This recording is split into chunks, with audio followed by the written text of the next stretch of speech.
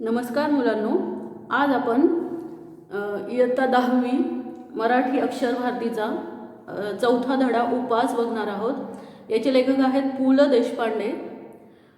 पु ल देशपांडे हे मराठी साहित्यातलं खूप मोठं व्यक्तिमत्व आहे। त्यांनी बहुआयामी व्यक्तिमत्व असं म्हणता येईल, कारण त्यांनी प्रत्येक क्षेत्रामध्ये त्यांचं योगदान आहे। त्याच्यामुळे खूप लोकांना ते आवडतात आणि त्यांचं लेखन आवडतं। तर त्यांचा परिचय आपण आधी बघूया। 1919 साली जन्म झाला पु ल देशपांडे यांचा आणि 2000 साली मृत्यू झाला। थोर मराठी साहित्यिक, विनोदी लेखक, नाटककार, प्रवास वर्णनकार, चतुरस्त्र कलावंत, सूक्ष्म निरीक्षण, मार्मिक आणि निर्मळ विनोद, तरल कल्पनाशक्ती आणि भाषेचा कल्पक व चमत्कृतीपूर्ण उपयोग करण्याचे कौशल्य हे त्यांचे लेखन विशेष। तुका म्हणे तुझे आहे तुझ पाशी, अंमलदार, सुंदर मी होणार, ती फुलराणी इत्यादी स्वतंत्र आणि रूपांतरित नाटके त्यांनी लिहिलेली आहेत। सदू आणि दादू, विठ्ठल तो आला आला इत्यादी एकांकिका संग्रह, खोगीर भरती, असामी असामी, खिल्ली, बटाट्याची चाळ, हसवणूक इत्यादी विनोदी लेखसंग्रह त्यांनी लिहिलेले आहेत। अपूर्वाई, पूर्वरंग, जावे त्याच्या देशा इत्यादी प्रवास वर्णनेही त्यांनी लिहिलेली आहेत। व्यक्ती आणि वल्ली, गणगोत, मैत्र इत्यादी व्यक्तिचित्रणात्मक पुस्तके अशी त्यांची विपुल म्हणजे खूप ग्रंथसंपदा आहे। त्यांच्या व्यक्ती आणि वल्ली या पुस्तकाला साहित्य अकादमीचा पुरस्कार मिळालेला आहे। भारत सरकारने पद्मभूषण या पुरस्काराने त्यांना सन्मानितही केलेले आहे।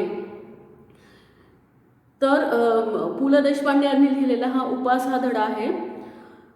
मध्यमवर्गीय व्यक्तीचा संकल्प व संकल्पपूर्तीत कसे अंतर पडते आणि संकल्प करणारे व्यक्ती कसे हास्यास्पद ठरतात याचे मजेदार चित्रण प्रस्तुत लेखात पु ल देशपांडे यांनी केलेले आहे। म्हणजे एखादा मध्यमवर्गीय व्यक्ती जर संकल्प करत असेल, ठरवत असेल काहीतरी करण्याचा आणि ते संकल्प तो पूर्ण करू शकत नसेल, तर तो दुसऱ्या लोकांसाठी कसा हास्यास्पद ठरतो याचं मजेदार चित्रण याच्यामध्ये केलेलं आहे। या पाठामध्ये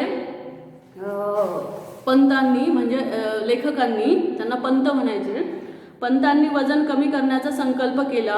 त्यासर्षी त्यांच्या शेजारी पाजारी, कचेरीतील सहकारी, पत्नी सर्वांनी त्यांना सल्ले द्यायला सुरुवात केली। त्यांचा संकल्प तडीस न जाता कसा हास्यास्पद ठरला व पंतांची कशी फजिती झाली याची मजेशीर व रंजक हकीकत या पाठात लेखकांनी खुसखुशीत भाषेत कथन केलेली आहे। तो इस पाठ में क्या दिया है लेखक ने कि उनको वजन कम करना था, उसका उन्होंने संकल्प किया, वो निश्चय किया उन्होंने, और उसके लिए फिर उन्होंने क्या क्या मेहनत की। उनके पास पड़ोस वाले लोग या ऑफिस के लोग, उनकी पत्नी, इन लोगों ने उनको कौन कौन सी सलाह दी और बहुत सारी बातें उन्होंने वो डाइटिंग में की। वो जो उपास उन्होंने जो किया था उसमें बहुत सारी उनको जो पसंद जो खाने के पदार्थ थे वो भी उन्होंने छोड़े।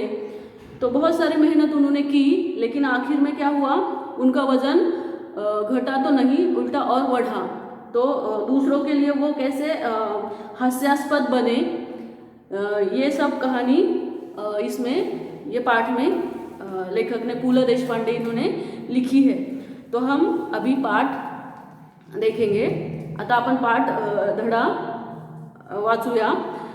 माझ्या खाजगी उपोषणाची हकीकत चाळीत जाहीर झाली आणि येता जाता ही माझी नाही ती भानगड आहे, उगीच हात दाखवून अवलक्षण आहे, पेललं नाही तेव्हा खाजगी झालं अशी वाक्य माझ्या कानावर येऊ लागली।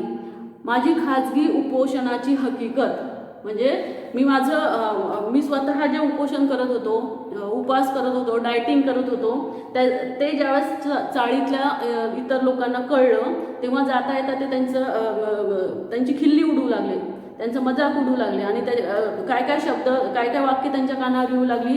नाही ती भानगड, नाही ती भानगड, उगीच हात दाखवून अवलक्षण म्हणजे आपण होऊन संकट ओढवून घेणे, त्याला म्हणतात हात दाखवून अवलक्षण.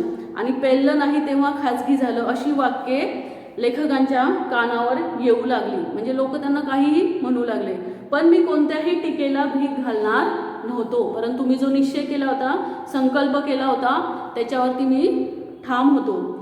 181 पौंड, किती वजन होतं त्यांचं? 181 पौंड. रात्रंदिवस ते कार्ड माझ्या डोळ्यांपुढे नाचत होते.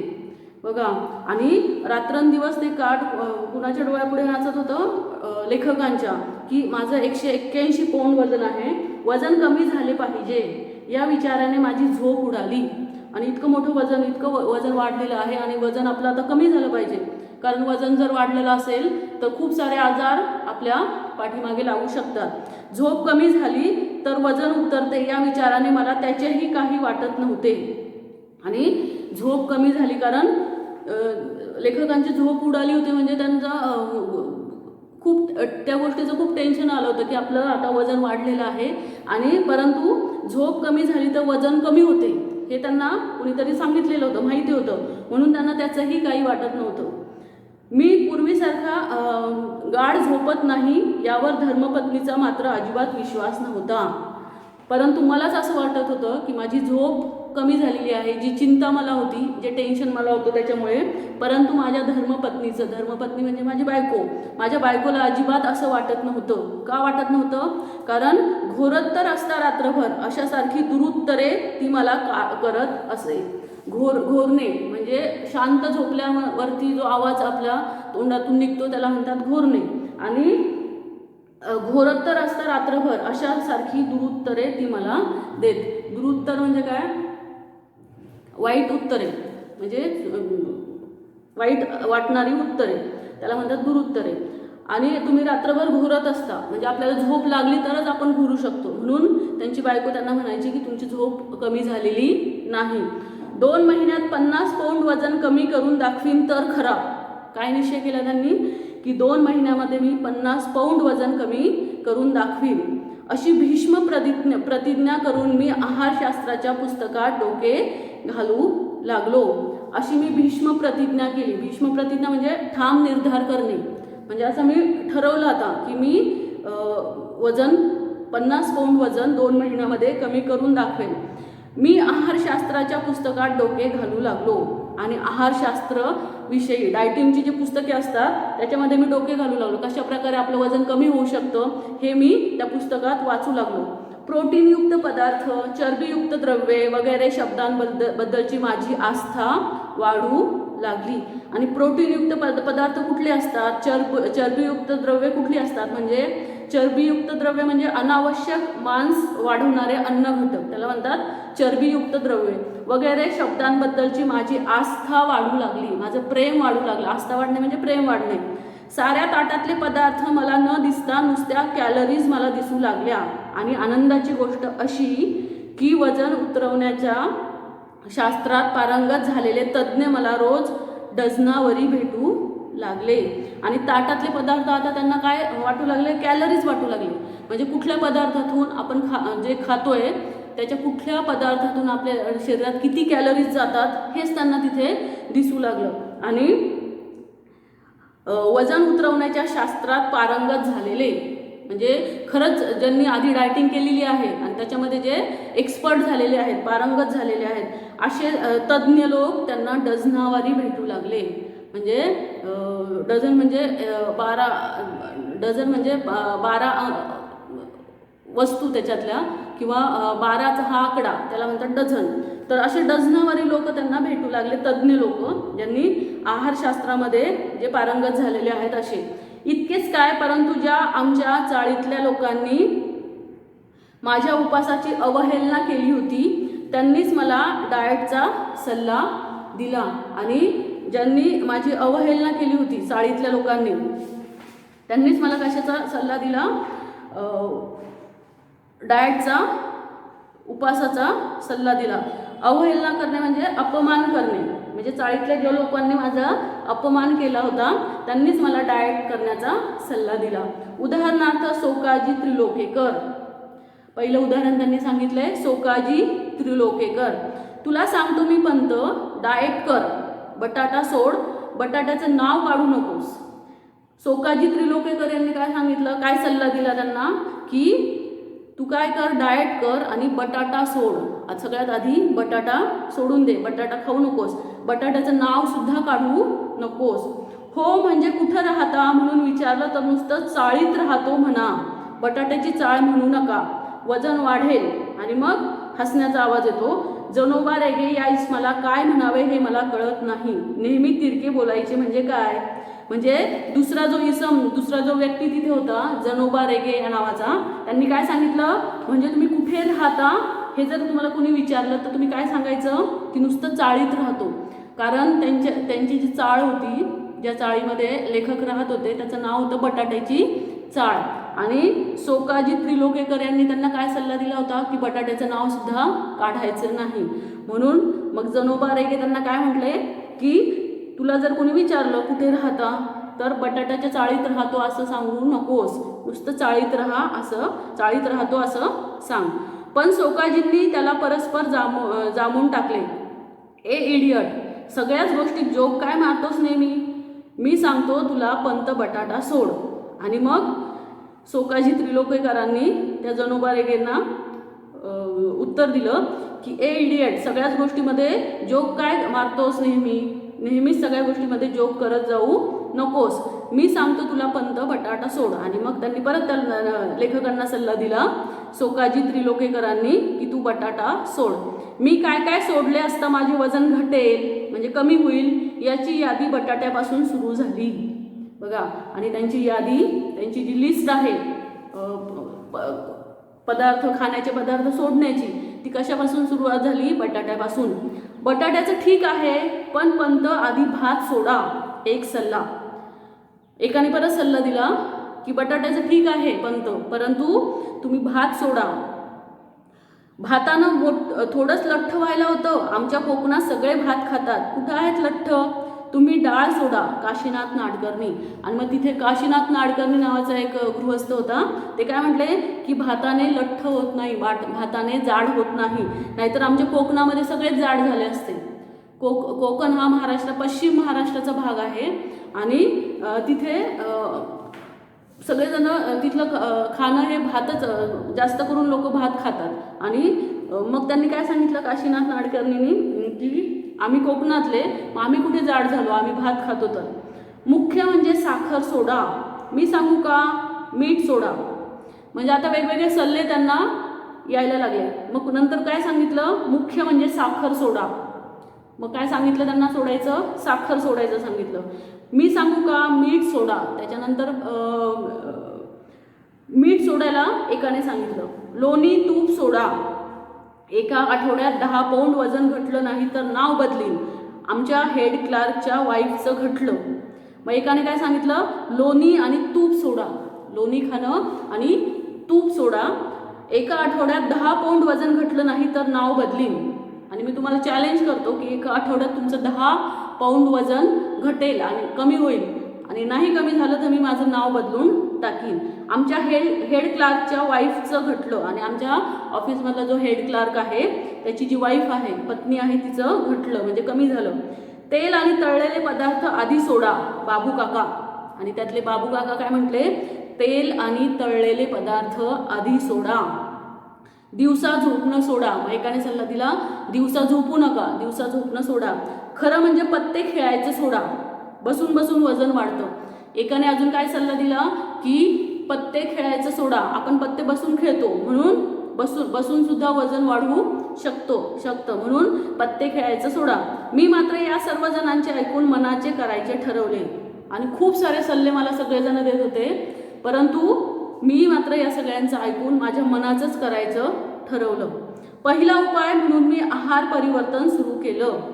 पहिला उपाय म्हणून मी काय केलं, आहार परिवर्तन. आहारामध्ये, माझ्या जेवणामध्ये मी बदल घडून आणला, त्याच्यामध्ये परिवर्तन घडून आणलं.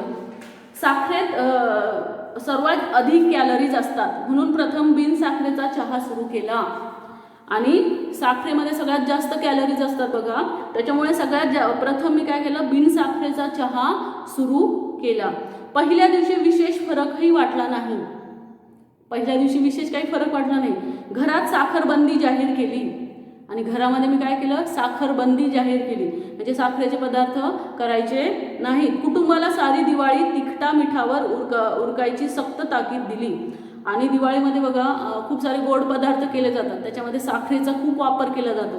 परंतु या दिवाळीमध्ये, येणाऱ्या दिवाळीमध्ये साखरेचे पदार्थ करायचे नाहीत असं त्यांनी त्यांच्या कुटुंबाला म्हणजे त्यांच्या पत्नीला सांगून टाकलं.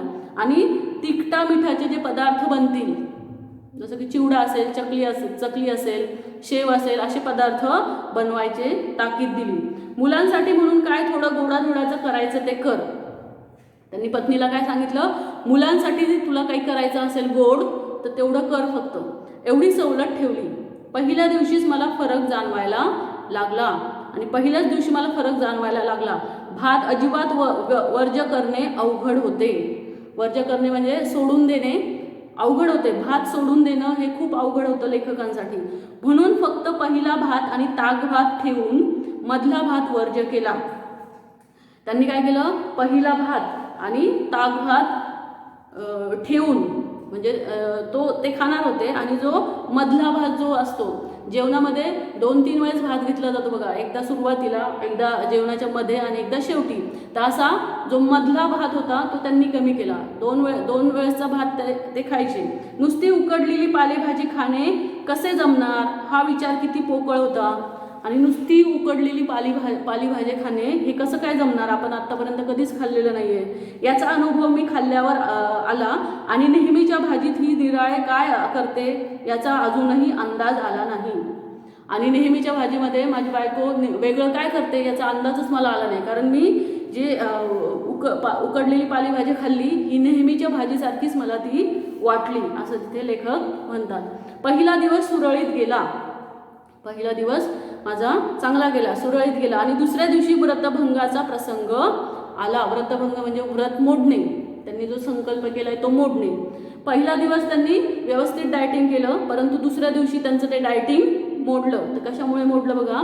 पहिल्या दिवशी निम्म्याहून अधिक कचेरीला माझ्या वजन घटवण्याचा व्रताची वार्ता गेली होती. आणि आमच्या कचेरी म्हणजे ऑफिसमध्ये, लेखकाच्या ऑफिसमध्ये निम्म्याहून अधिक लोकांना कळलं होतं की पंतांनी म्हणजे लेखकांनी डायटिंग सुरू केलेली आहे. परंतु दुसऱ्या दिवशी आमच्या अण्णा नाडगौडाला प्रमोशन मिळाल्याची वार्ता आली. आणि त्यांच्या ऑफिसमधले अण्णा नाडगौडा नावाचे एक गृहस्थ होते, त्यांना प्रमोशन मिळालं ही बातमी आली. आणि त्याने साऱ्या सेक्शनला पार्टी दिली. आणि आमचं जे सेक्शन होतं त्या पूर्ण सगळ्यांना त्यांनी पार्टी दिली. कॅन्टीनच्या आचार्याने तर माझ्या डाएटवर सूड घ्यायचा असे ठरवून पदार्थ केले होते. आणि कॅन्टीनचा जो आचार्य होता त्यांनी काय केलं, ह्यांच्या लेखकाच्या डायटिंगवर सूड बदला घेऊ त्यांचा असं ठरवून त्यांनी पदार्थ केले होते. बरं न खावे तर अण्णा नाडगौडाला वाईट वाटणार. बिचारा 6 वर्षांनी एफिशियन्सी बारच्या जाळ्यातून बाहेर पडला होता. आणि जर मी ते खाल्लं नाही, त्यांनी पार्टी दिलेली, तर अण्णा नाडगौडे यांना वाईट वाटणार. बिचारा 6 वर्षांनी एफिशियन्सी बारच्या जाळ्यातून बाहेर पडला होता. एफिशियन्सी बार म्हणजे काय, कार्यक्षमता आजमावणारी रेषा, म्हणजे त्याला म्हणतात एफिशियन्सी बार. आचार्याने मिठाईत साखर न घालता साखरेत मिठाई घालून आणली होती. म्हणजे त्याने मिठाईत साखर नव्हती घातली तर साखरेतच मिठाई घातली होती असं लेखक म्हणतात. म्हणजे त्याने खूप साखर घातली होती त्या पदार्थांमध्ये. घासाघासा गणिक सहस्रावधी म्हणजे हजारो कॅलरीज पोटात चालल्या होत्या. आणि घासा गणिक एका घासासोबत हजारो कॅलरीज माझ्या पोटामध्ये चालल्या होत्या. त्यामुळे खाल्लेले गोड लागत नव्हते. आणि ते इतके पदार्थ गोड होते तरी मला गोड का लागत नव्हते, कारण मला वाईट वाटत होतं की आपलं डायटिंग आज मोडलंय. बटाटे वडे होते म्हणजे आणखी कॅलरीज. आणि त्याच्यानंतर अजून बटाटे वडे सुद्धा होते, म्हणजे ते तळलेलं असतात म्हणून त्याच्यामध्ये आणखी कॅलरीज त्यांच्या पोटात जाणार होत्या. चिवडा अस्सल वनस्पती तूप जे असतं ना, डालडा तूप आपण ज्याला म्हणतो, त्याच्यात बनवलेला चिवडा होता. त्यामुळे आणखी कॅलरीज. आणि एवढे सगळे हादडून म्हणजे खाऊन शेवटी भज्यांशिवाय पार्टी कसली.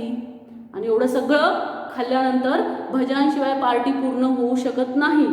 या भिकोबा मुसळ्याच्या टोमण्यामुळे चेकाळून नाडगौडाने स्पेशल भज्यांची परत ऑर्डर दिली. आणि मग भिकोबा मुसळे यांनी सांगितलं की भज्यांशिवाय पार्टी पूर्ण होऊ शकत नाही. मग अण्णा नाडगौडांनी काय केलं, भज्यांची ऑर्डर दिली. शेवटी मला राहावे ना. भज्यांची 6वी प्लेट उडवल्यावर बघा, म्हणजे 6 प्लेट त्यांनी खाल्ल्या लेखकांनी, आणि 6 प्लेट खाल्ल्यानंतर त्यांना राहावं गेलं नाही. आणि मग ते काय म्हटले की मी अत्यंत केविलवाण्या स्वरात सध्या मी डाएटवर असल्याचे सांगितल्यावर सर्वांनी मला वेड्यात काढले. आणि 6 प्लेट खाल्ल्यानंतर मी सगळ्यांना काय सांगितलं, केविलवाण्या स्वरामध्ये काय सांगितलं की मी डाएटिंगवर आहे असं सांगितल्यानंतर सगळ्यांनी काय केलं, मग त्यांना वेड्यात काढलं. म्हणजे त्यांची थट्टा मस्करी केली की तू डाएटिंगवर असतानाही इतकं खाल्ल्यानंतर तू हे बोलतो आहेस, म्हणून सगळे त्याच्यावर लेखकांवरती हसले. अरे पंत, खाण्याचा आणि वजनाचा काय संबंध? भिकोबा मुसळे म्हणाला. त्यातले भिकोबा मुसळे काय म्हणाला, अरे पंत, खाण्याचा आणि वजनाचा काहीही संबंध नसतो. मी बघ 21 गुलाबजाम खाल्ले, एवढंच काय? आपण तर आयुष्यात एक्सरसाइज नाही केला. तुझी कुंभरासनी कुंभ लग्न आहे. नुसता वायू भक्षण करून राहिलास तरी तू असाच जाड्या राहणार. लठ्ठपणा काय आपल्या हातात आहे?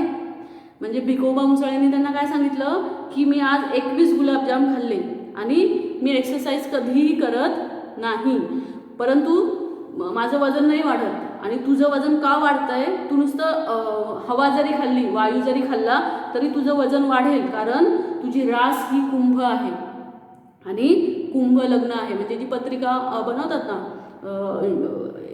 आपल्या जन्मवेळ आणि जन्म ठिकाणावरनं जी पत्रिका बनवली जाते त्याच्यानुसार तुझं कुंभ रास आहे आणि कुंभ लग्न आहे. त्याच्यामुळे कुंभरास म्हणजे राशीचक्रातील 11वी रास, तिला कुंभरास म्हटलं जातं. त्याच्यामुळे तुझ्या पत्रिकेमध्येच तसं लिहिलेलं आहे की तू जाडच राहणार, त्याच्यामुळे तू कायम जाडच राहशील. नॉनसेन्स, जगदाळे ओरडला. रनिंग कर रोज. मग जगदाळेंनी काय सांगितलं, तू रोज रनिंग कर, असं पत्रिकेवरती काही अवलंबून नसतं. रनिंगपेक्षा देखील दोरीवरच्या उड्या मारा. बरं का पंत, माझ्या सिस्टरचं वेट 40 पौंड उतरलं दोरीवरच्या उड्यांनी, कुमारी कमलिनी केंकरे म्हणाली. आणि त्यांच्या ऑफिसमधली जी कमलिनी केंकरे काय म्हणाली की रनिंगपेक्षा पण तुम्ही दोरीवरच्या उड्या मारा, स्किपिंग. आणि माझ्या सिस्टरचं, माझ्या बहिणीचं 40 पौंड वजन कमी झालंय दोरीवरच्या उड्यांनी. शेवटी सर्वांच्या मते मी सकाळी रनिंग करावे आणि संध्याकाळी दोरीवरच्या उड्या माराव्यात असे ठरले आणि मी 7व्या बशीतले भजे उचलले. आणि शेवटी काय ठरलं मग की मी रोज सकाळी रनिंग करावी आणि संध्याकाळी दोरीवरच्या उड्या माराव्यात. आणि हे सगळं ठरल्यानंतर मी 7वी प्लेटसुद्धा भज्यांची खाल्ली. कुटुंबाचा मात्र माझ्या डाएटच्या बाबतीतला उत्साह अवर्णनीय होता. म्हणजे त्याचं वर्णन करता येत नाही असा. कुटुंबाचा म्हणजे त्यांच्या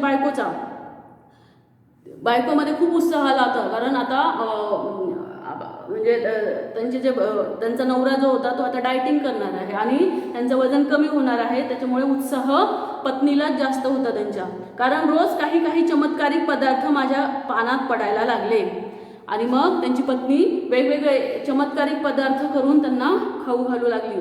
एके दिवशी नुसती पडवळे उकडून तिने मला खायला घातले. पडवळे ही भाजी आहे आणि ती नुसती उकडून तिने लेखकांना खाऊ घातले.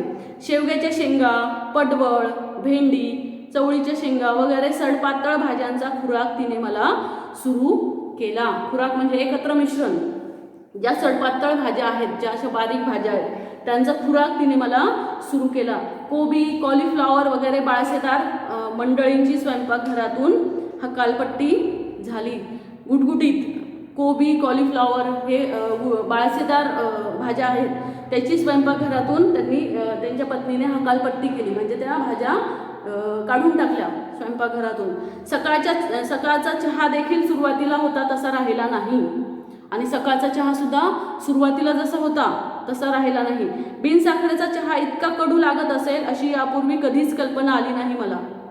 आणि बिनसाखरेचा चहा मी आत्तापर्यंत कधीच घेतला नव्हता आणि तो इतका कडू लागेल ह्याची मला कधीही कल्पना नव्हती. चहा सुरुवातीला बिनसाखरेचा असूनही कडू लागला नाही आणि आता का लागतो तेवढं सांग. असे म्हटल्यावर कुटुंबाकडून खुलासा मिळाला. बघा, म्हणजे सुरुवातीला त्यांनी ज्यावेळेस डायटिंग सुरू केली होती बिन साखरेचा चहा घ्यायची, परंतु त्यावेळेस लेखक काय म्हटलं ते मला काही जास्त फरक जाणवला नाही. मग त्यांनी असं पत्नीला असं विचारलं की सुरुवातीला जो बिन साखरेचा चहा मला कडू का नाही लागला आणि आत्ताच कडू का लागतोय, याचं मला उत्तर दे. मग त्या पत्नीने काय उत्तर दिलं, हेच ते म्हटलं ते काय उगीच, अहो म्हणजे सुरुवातीला मी तुम्हाला जो बिनसाखरेचा चहा दिला तो बिनसाखरेचा नव्हताच मुळी. मी सुरुवातीला तुम्हाला जो बिनसाखरेचा चहा दिला तो बिनसाखरेचा नव्हता. मग मला बिनसाखरेचा चहा म्हणून काय सांगितलंस? अहो थोडीशीच राहिली होती साखर, ती संपेपर्यंत म्हटलं घालू. काल संपली, आजपासून बिनसाखरेचा चहा केलाच की साखर न घालता. बघा, म्हणजे त्यांच्या पत्नीने काय केलं, सुरुवातीला त्यांना बिनसाखरेचा चहा म्हणून साखर घालून चहा दिला, तो त्यांना कडू नाही लागला.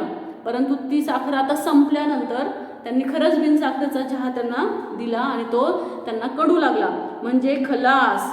अगं किती लाख कॅलरीज गेले असतील माझ्या पोटात. म्हणजे इतके दिवस लेखकांना काय वाटत होतं, ते बिनसाखरेचा चहा घेत आहेत म्हणजे आपल्या शरीरामध्ये कॅलरीज जातच नाही आहेत. परंतु त्यांना ते ऐकून शॉक बसला आणि ते काय म्हटले की किती लाख कॅलरीज गेले असतील माझ्या पोटात, कसलं कमी होते माझं वजन, आणि आता माझं वजन काही कमी होत नाही. पण सांगितलं का नाहीस मला? पण तू मला का नाही सांगितलं आधीच? उगीच आरडाओरडा नका करू. वजनाचं ते काय मेलं, होईल हळूहळू कमी. आणि कोणाचं मागून खात नाही म्हणावं आम्ही, स्वतःचंच कमवून खातो म्हणावं. वाढलं तर वाढू दे वजन. मुलांना देण्यासाठी लाडू काढून बशी ठेवत आणि माझ्या वजनक्षय संकल्पाला आणखी नवे सुरुंग लावीत ती उद्गारली.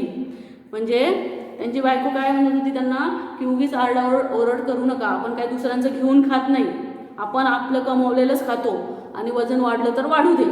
आणि मग एका बशीमध्ये मुलांसाठी जे लाडू बनवले होते ते तिने त्यांच्यासमोर ठेवले.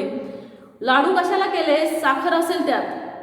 साखरेशिवाय लाडू आमच्या नाही घराण्यात कोणी केले कोणी, आणि साखरेशिवाय कधी लाडू बनतात का, असं त्यांची पत्नी म्हणाली. तात्पर्य, चहा बिन साखरेचा होता हे खरे, परंतु लाडवाच्या रूपाने काही कॅलरीज पोटात गेल्याच. आणि मग त्यांच्या पत्नीने त्यांना जो लाडू दिला होता त्याच्या रूपाने काही कॅलरीज त्यांच्या पोटामध्ये गेल्याच. दोरीवरच्या उड्यांचा फक्त एकदा प्रयत्न केला. दोरीवरच्या उड्यांचा फक्त लेखकांनी एकदाच प्रयत्न केला व पहिली उडी शेवटची ठरली. आणि ज्यावेळेस प्रयत्न केला त्यावेळेस त्यांची पहिली उडी शेवटची उडी ठरली. कशी ठरली बघा, कारण 8x10च्या आमच्या दिवाणखान्यात, म्हणजे आमच्या हॉलमध्ये, आमचा हॉल छोटा होता, प्रथम दोरी संपूर्ण फिरवणे अवघड. म्हणजे एवढ्या छोट्याशा रूममध्ये दोरी पूर्ण फिरणे अवघड, इतकं छोटं घर होतं त्यांचं.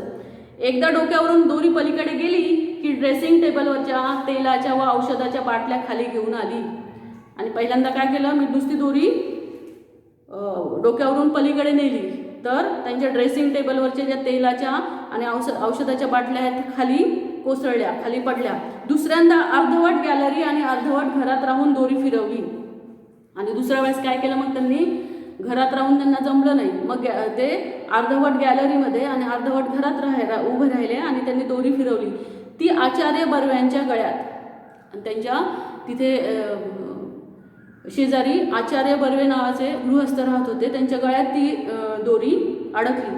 त्यांचा माझ्यावर आधीच राग होता. मी उपास करतो हे कळल्यावर चाळीतली सारी मंडळी समाचाराला येऊन गेली, म्हणजे विचारपूस करायला येऊन गेली. मी डायटिंग सुरू केल्यानंतर चाळीतले सगळे लोक येऊन मला भेटून गेले, परंतु आचार्य बर्वे शेजारच्या खोलीत असूनही आले नाहीत.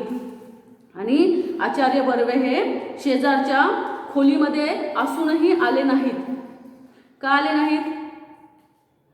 कारण उपास हे त्यांचं खास राखीव पुरण होतं. खास राखीव पुरण असं म्हणजे काय? कारण ते नेहमी उपास करायचे, ते उपास करण्यामध्ये एक्सपर्ट होते, त्याच्यामुळे आपल्यासारखं उपास कोणीही करू शकत नाही असं त्यांना वाटायचं. म्हणजे एखाद्या विषयामध्ये पारंगत असते, जसं की उपासामध्ये ते पारंगत होते, त्यांना उपास करण्याची खूप सवय होती.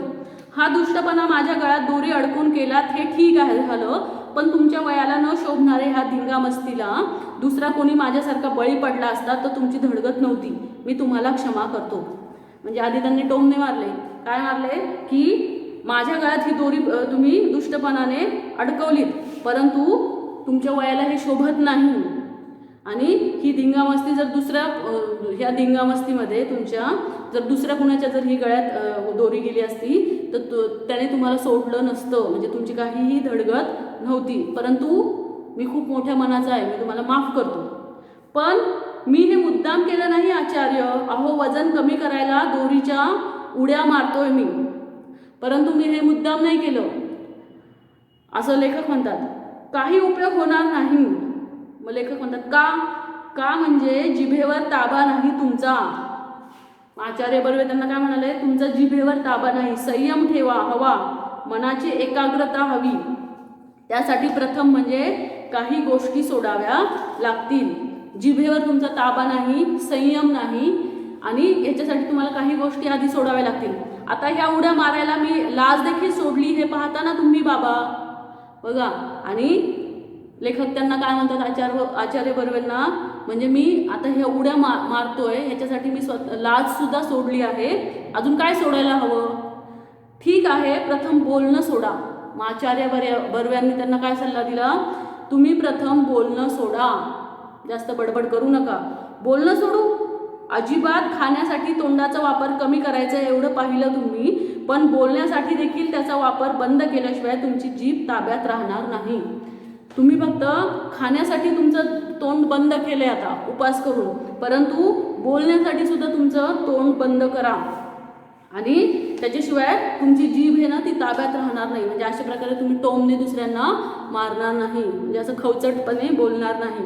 पण मला बोललंच पाहिजे बाबा, मी केविलवाण्या स्वरात ओरडलो, परंतु मला बोललंच पाहिजे, असं लेखक केविलवाण्या स्वरात म्हणाले. का म्हणाले, का पण एवढा संयम नाही तुमच्यात, तुम्ही का बोलणं सोडू शकत नाही, एवढं पण तुम्ही स्वतःवर संयम ठेवू शकत नाही का. मौनाचं सामर्थ्य मोठं आहे, मौन ही शक्ती आहे. आणि मौनाविषयी त्यांनी खूप सारी गोष्टी त्यांना लेखकांना सांगितल्या. उड्या मारायच्या माझ्या दोरीचे एक टोक हातात धरून बाबा 1 तास मौनाचं महत्त्व या विषयावर बडबडत होते. आणि बघा, मला मौन राखण्यासाठी ते सांगत होते, परंतु 1 तास त्यांनी माझ्याशी बडबड केली की मौनाचं महत्त्व या विषयावर. शेवटी त्यांचा वाक्प्रवाह अडवून मी ओरडलो, म्हणजे त्यांचं बोलणं, वाक्प्रवाह म्हणजे बोलणं अडवून मी ओरडलो. पण बाबा, मी बोललो नाही तर खाऊ काय, मी जर बोललो नाही तर मी खाऊ काय, म्हणजे बोलण्याचा आणि खाण्याचा संबंध काय, बोलण्याचा आणि खाण्याचा संबंध काय, असं आचार्य बर्वे म्हणाले. मी टेलिफोन ऑपरेटर आहे बाबा, दिवसभर बोलावंच लागतं मला. बघा, म्हणजे त्यांची नोकरीच काय होती लेखकांची, टेलिफोन ऑपरेटरची, आणि त्याच्यासाठी त्यांना दिवसभर बोलावंच लागतं. जर त्यांनी नोकरी नाही केली तर त्यांना पैसे कसे मिळतील, आणि मग त्यांचं घर कसं चालेल, त्यांना खायला मिळणार नाही. तर त्याच्यामुळे त्यांनी काय सांगितलं, मी जर बोललो नाही तर मला खायला सुद्धा मिळणार नाही. मग कसलं वजन उतरवणार तुम्ही, मग तुमचं काही वजन उतरत नाही, असं आचार्य बर्वे म्हणाले. अत्यंत कारुण्यपूर्वक कटाक्ष टाकून बाबा गेले आणि त्यांच्या गळ्यात पडलेली दोरी मघाशीच मी गच्च आवळली का नाही या विचाराने मला पश्चाताप झाला. म्हणजे इथे लेखक काय म्हणतात की मी त्यांच्या गळ्यामध्ये जी दोरी पडली होती ती त्याच वेळेस आवळायला पाहिजे होती, म्हणजे ते शांत तरी बसले असते, ते काहीही बोलले नसते. मग मात्र मी चिडलो आणि निश्चय केला की बस, आणि त्याच्यानंतर मात्र मला खूप चीड आली आणि मी निश्चय केला यापुढे वजन उतरेपर्यंत उपास.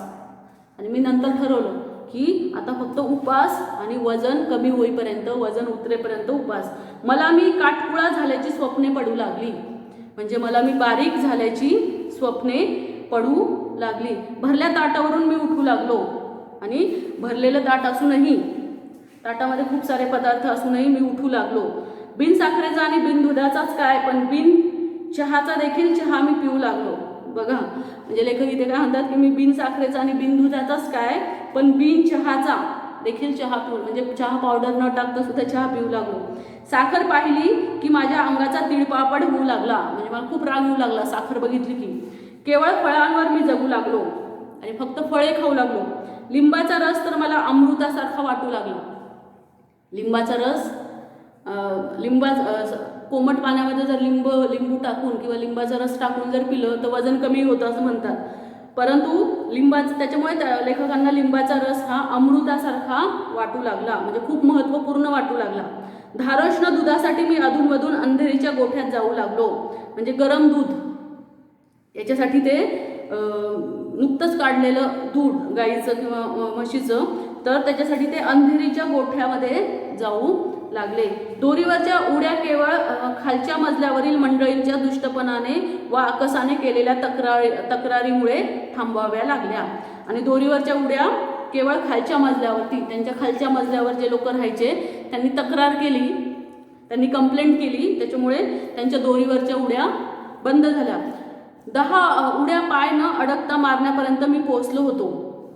म्हणजे फक्त 10 उड्या ते पाय न अडकता मारू लागले होते. आता कचेरी सुटली की मी गिरगाव रस्त्याने धावत येऊ लागलो. त्यांचं कचेरी म्हणजे ऑफिस सुटल्यानंतर गिरगाव रस्त्याने ते धावत येऊ लागले, पळत येऊ लागले, रनिंग करत येऊ लागले. केवळ पौष्टिक आणि सात्विक आहार सुरू झाला. आणि पौष्टिक आणि सात्विक असा आहार त्यांनी फक्त खाणं सुरू केलं. जवळजवळ 10-12 दिवस हा क्रम चालू होता. किती दिवस हा क्रम चालला? 10-12 दिवस. माझ्यातला फरक मलाच कळत होता. म्हणजे माझ्यामध्ये आता काय फरक होतोय हा मला समजत होता, कारण मी रनिंग पण करत होतो, पौष्टिक पदार्थ खात होतो, बिनसाखरेचा चहा पित होतो, दोरीवरच्या उड्या सुरू केल्या होत्या, त्याच्यामुळे माझ्यात फरक मला जाणवत होता.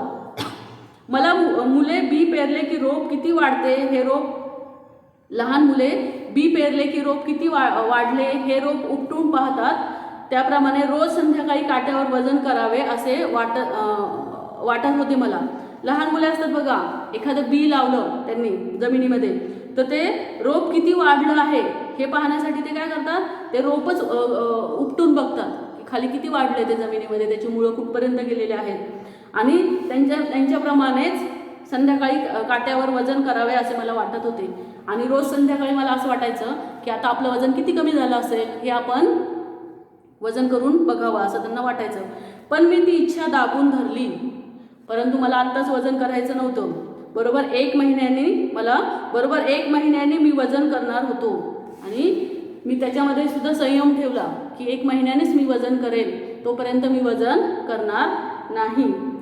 1 महिनाभर तुपाचा थेंब माझ्या पोटात जाणार नव्हता. 1 महिना मी तूप पण खाणार नव्हतो. केवळ दूध. दुर्दैवाने रोज गाईचे धारोष्ण दूध मिळण्याची सोय नव्हती. पण एकूण आहार व्रत जोरात चालू ठेवले. परंतु एकूण त्यांचं जे आहाराचं व्रत होतं ते त्यांनी चालू ठेवलं लेखकांनी, कारण त्यांना रोज काही धारोष्ण दूध, गरम गाईचं दूध मिळणार नव्हतं, नुकतंच काढलेलं. परंतु तरी त्यांनी त्यांचं आहार व्रत चालू ठेवलं.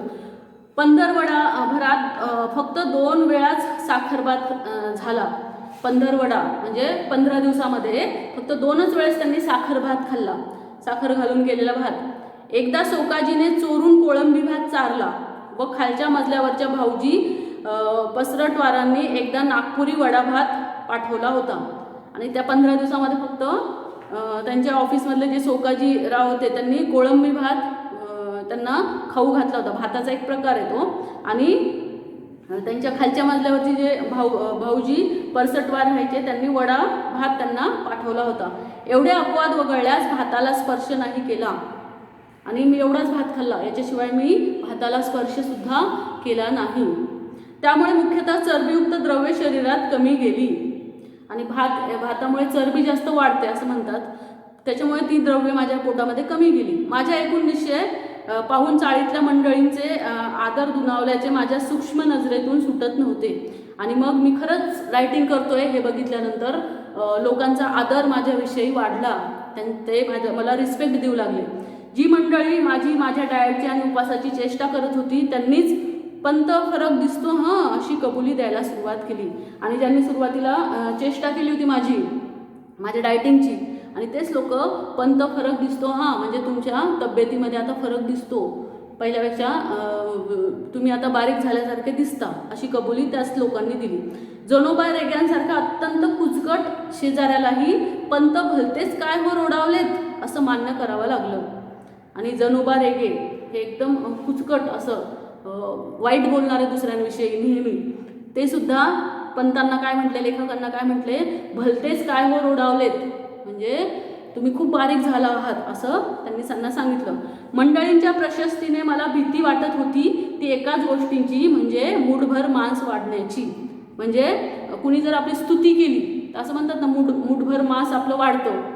मग अशा स्तुती ऐकून माझं मूठभर मांस वाढायला नको असं मला वाटत होतं.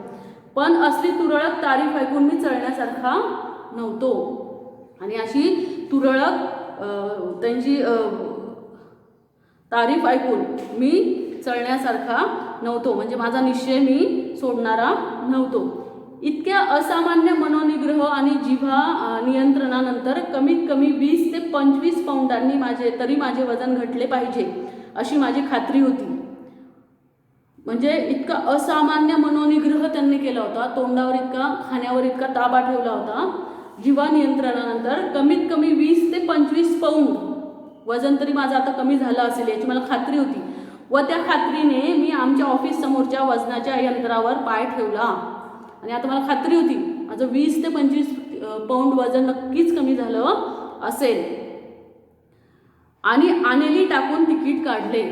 आनेली म्हणजे जुन्या काळातले एक नाणे, त्याला म्हणतात आनेली. तर ती आनेली टाकून त्यांनी काय केलं, ते नाणं टाकून त्यांनी काय केलं, तिकीट काढलं त्याचं, त्या वजन काट्याचं. महिन्यापूर्वी याच यंत्राने माझे वजन 181 पाऊंड दाखवले होते. आणि महिनाभरापूर्वी याच वजन काट्याने माझे वजन किती दाखवले होते, याच यंत्राने माझे वजन 181 पाऊंड दाखवले होते. 1 महिन्याचा उपास, निराहार, शास्त्रोक्त आहार, दोरीवरच्या उड्या इत्यादी उग्र साधना केल्यानंतर आज तिकिटावर वजन, आज काय वजन होतं बघा, 1 महिन्यापूर्वी 181 पाऊंड होतं. आणि इतकी सारी कसरत केल्यानंतर शास्त्रोक्त आहार घेतला, निराहार म्हणजे काही आहार न घेणे, उपास, दोरीवरच्या उड्या, रनिंग, आणि मग आज वजन काय होतं बघा त्यांचं, मिनिटभर माझा विश्वासच बसेना, 192 पाऊंड. आणि भविष्य होते, आप बहुत समझदार और गंभीर है. बघा म्हणजे 1 महिन्यानंतर इतकं डायटिंग करून सुद्धा, इतकी एक्सरसाइज करून सुद्धा त्यांचं वजन काय आलं होतं, 192 पाऊंड. म्हणजे त्यांचं वजन वाढलं होतं, आधी 181 होतं आणि 192 झालं, इतकं सगळं करूनही. आणि त्यांचं भविष्य काय आलं होतं, आप बहुत समझदार और गंभीर है. म्हणजे खरंच ते समजदार होते का, नाही, परंतु त्यांचं ते भविष्यही खोटं आलं होतं. हल्ली मी वजन आणि भविष्य या दोन्ही गोष्टींची चिंता करायची सोडून दिली आहे. बघा म्हणजे त्या वजन काट्याने ते वजनही त्यांचं चुकीचं दाखवलं आणि त्यांचं भविष्यही चुकीचं होतं. त्याच्यामुळे लेखक काय म्हणतात की हल्ली मी वजन आणि भविष्य या दोन्ही गोष्टींची चिंता करायचे सोडून दिलेले आहे. आणि विशेषतः डाएटच्या आहारी तर या जन्मात जाणार नाही. छे, वजनाचा मार्ग भलत्याच काट्यातून जातो. वजनाचा मार्ग हा भलत्याच काट्यातून जातो, म्हणजे खूपच अवघड आहे असं त्यांनी सांगितलं. वजन कमी करण्याचा जो मार्ग आहे तो खूपच अवघड आहे असं लेखक इथे म्हणतात. तर अशा प्रकारे या पाठामध्ये लेखकांनी काय सांगितलेलं आहे की त्यांचं वजन वाढल्यानंतर त्यांनी कशा प्रकारे वजन कमी करण्यासाठी काळजी घेतली किंवा डायटिंग केलं किंवा एक्सरसाइज केली, या सगळ्या गोष्टी सांगितल्या. आणि महिनाभर त्यांनी इतकं सगळं करूनही त्यांचं वजन कमी तर झालंच नाही, उलटं अजून वाढलं. आणि त्यांचं जे भविष्य आलं होतं ते सुद्धा खोटं होतं. म्हणून आता या मार्गावर मी परत कधीही जाणार नाही असं इथे लेखक म्हणतात. आता याचा आपण स्वाध्याय बघूया, स्वाध्याय कृती बघूया. पहिला प्रश्न आहे बघा, पंतांची आस्था वाढू लागलेल्या गोष्टी. पंतांची आस्था वाढू लागलेल्या गोष्टी कुठल्या होत्या की आहारशास्त्राच्या पुस्तकाचे वाचन त्यांनी सुरू केले होते. प्रोटीनयुक्त, चरबीयुक्त पदार्थ हे शब्द त्यांना आवडू लागले आणि ताटातल्या पदार्थांऐवजी कॅलरीज दिसू लागल्या. असे 3 पॉईंट्स तिथे मला लिहायचे आहेत. दुसरा आहे त्यातला आ, पंतांच्या आहार तज्ज्ञ मित्रांनी वर्ज्य करायला सांगितलेल्या आहाराव्यतिरिक्तच्या गोष्टी, म्हणजे खाण्याशिवायच्या गोष्टी कुठल्या आहेत तर दिवसा झोपणे सोडा, पत्ते खेळायचे सोडा, रनिंग करा आणि दोरीवरच्या उड्या मारा. तर ह्या गोष्टी खाण्याच्या व्यतिरिक्त त्यांना सांगितल्या होत्या. पुढचं आहे पंतांच्या आहार नियंत्रणाविषयी त्यांच्या पत्नीच्या प्रतिक्रिया. पत्नीच्या काय प्रतिक्रिया आहेत, पत्नीने काय काय केलं त्यांच्या आहार नियंत्रणासाठी. तर काय काय केलं, रोज चमत्कारिक पदार्थ खायला घालणे, उकडलेली पडवळे खायला घालणे व बिनसाखरेचा चहा देणे, शेवग्याच्या व चवळीच्या शेंगा, भेंडी वगैरे सडपातळ भाज्यांचा खुराक देणे आणि कॉलीफ्लॉवर, कोबी वगैरे बाळसेदार भाज्या वर्ज्य केल्या. आता पुढचा प्रश्न आहे, कारणे शोधा. वजन कमी करण्यासाठी न बोलण्याचा उपाय पंतांना जमणार नव्हता. कारण का जमणार नव्हतं त्यांना वजन कमी करण्यासाठी न बोलण्याचा उपाय? कारण त्यांची नोकरी ही टेलिफोन ऑपरेटरची होती म्हणून. बाबा बर्वे पंतांच्या समाचाराला आले नाहीत कारण उपास हे त्यांचे खास राखीव पुरण होते. आता पुढचं आहे, पाठा आधारे खालील संकल्पनांचा अर्थ स्पष्ट करा. भीष्म प्रतिज्ञा. भीष्म प्रतिज्ञा म्हणजे काय, ठाम निर्धार करणे, एखाद्या गोष्टीचा किंवा कार्याचा मनाशी केलेला ठाम निर्धार, त्याला म्हणतात भीष्म प्रतिज्ञा. बाळसेदार भाज्या.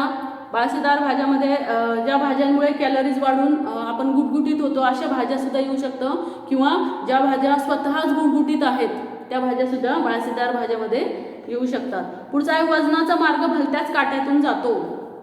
याचा आपल्याला अर्थ लिहायचा या संकल्पनेचा. वजन कमी करण्यासाठी पंतांना जे उपद्व्याप करावे लागले त्याने जेरीस येऊन त्यांनी हे सत्य आकळणारे उद्गार काढले आहेत. काट्यातून चालावे तसा हा वजन कमी करण्याचा मार्ग आहे, असा या वाक्याचा अर्थ. म्हणजे अतिशय खडतर, दुःखदायी असा मार्ग आहे. असामान्य मनोनिग्रह. असामान्य मनोनिग्रह म्हणजे सगळ्यांच्या सल्ल्यानुसार वागणे, वजन कमी करण्यासाठी पराकाष्ठा करणे, भलभलते उपाय करणे, याला मनाचा असामान्य निग्रह म्हणजेच निर्धार असे म्हटले आहे. आता खालील शब्द समूहांसाठी पाठातून एक शब्द शोधा. आता ठरवलेले व्रत मध्ये सोडणे, त्याला काय म्हणतात, व्रतभंग. वजन घटवण्यासाठी आहार बदलण्याची कल्पना म्हणजे आहार परिवर्तन. भाषेचा प्रवाह, नदीसारखा प्रवाह, त्याला म्हणतात वाक प्रवाह. आता अचूक शब्द ओळखायचे आपल्याला. तिथे अचूक शब्द, चुकीचे शब्द दिलेले आहेत, त्यातला अचूक शब्द आपल्याला पाठाच्या आधारे ओळखायचा आहे. पुढचा आहे,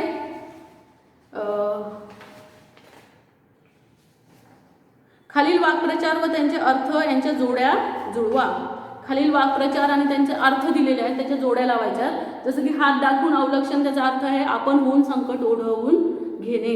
दुसरा आहे सुरुंग लावण्याचा अर्थ आहे एखादा बेत उधळवून लावणे. पुढचा आहे अंगाचा तिळपापड होणे, खूप संताप येणे. आणि पुढचा आहे मुठभर मांस चढणे म्हणजे स्तुतीने हुरळून जाणे, असे त्याचे अर्थ आहेत. पुढचं स्वमत आहे बघा.